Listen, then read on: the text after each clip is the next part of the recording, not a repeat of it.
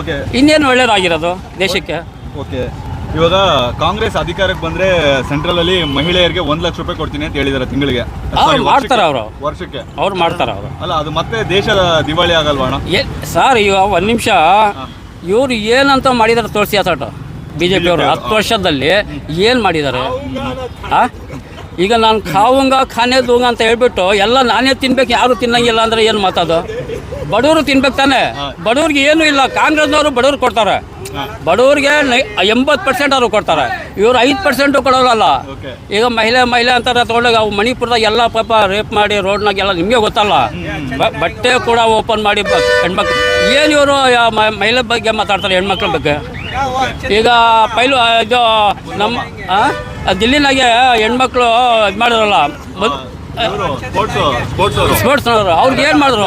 Police ಎಲ್ಲ ಬಿಸಾಕಿದ್ರು. ಅದೇ ನಾವು ಮರ್ಯಾದೆ ಕೊಡೋದು ಹೆಣ್ಮಕ್ಳು.